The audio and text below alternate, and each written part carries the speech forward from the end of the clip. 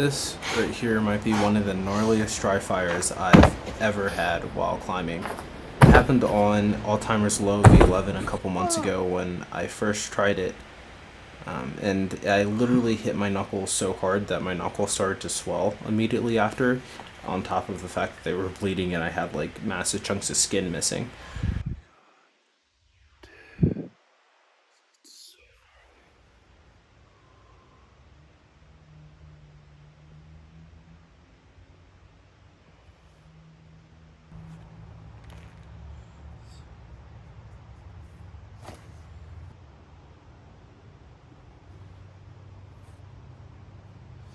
I rested a little bit and then I tried to pull back on, and to my surprise I actually had a fairly decent go.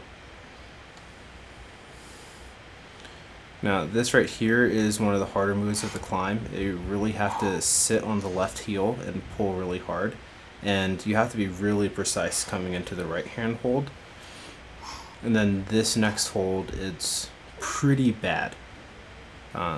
There's like a tiny ripple that you grab, and you have to, at least I crimp it really hard, and I had to because it was kind of really warm when I was trying this at first, which made it really hard to like stay on the hold through this next sequence, which you do this big move up to a somewhat decent hold, but it's also kind of easy to miss.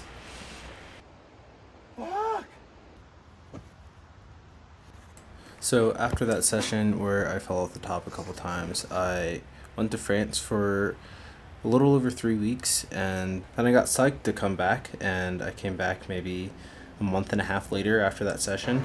Since I had taken some time away, I wanted to familiarize myself with the top of the climb, Alzheimer's, which is V8. So I warmed up on the top, and it actually felt really good.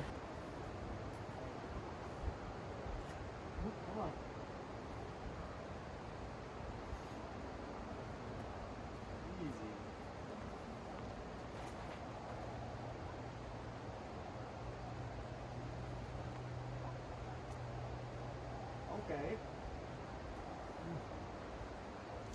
I almost missed this hole. So deep. Sick, dude. That was awesome.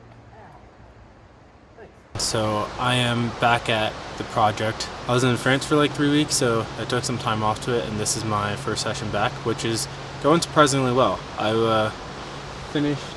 I warmed up on the top of it and did Alzheimer's like first go, which felt really good, and then to my surprise I actually stuck the first move coming into the start position of Alzheimer's on my first try too, and that's the crux move. So it's like, oh, I'm having a really good go, a really good day.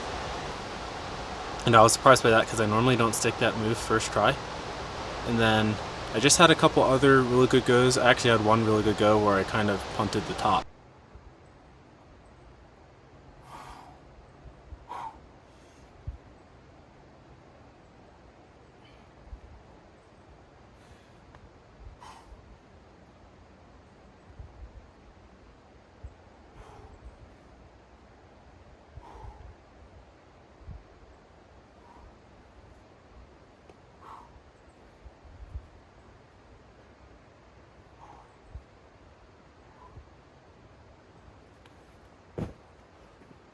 After I fell on the top move, I found some new beta that just revolves around keeping the left toe hook and bumping again to an even higher sloper that's a little bit better than the first sloper that you hit off the toe hook.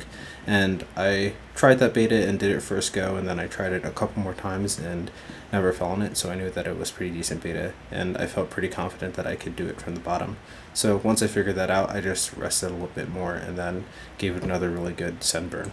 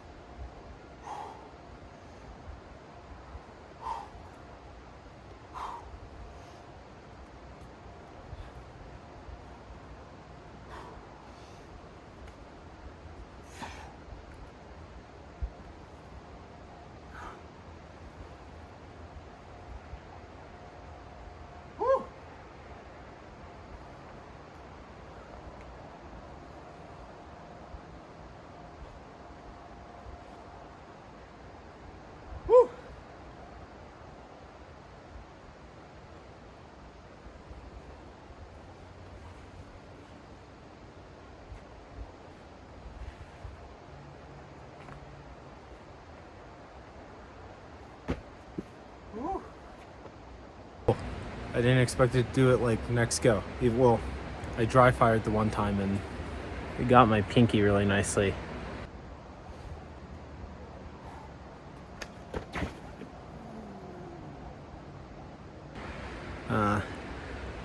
But then it happened. That was really, I think changing the beta at the top kind of made all the difference, because I've fallen kind of on the last move a couple times, sadly. It's a little embarrassing to admit, but I feel like I just kept missing the right hand hold. It's like kind of odd and you can't see it from underneath, but changing the beta to the big bump to the top, obviously it worked and it felt really good, felt really smooth.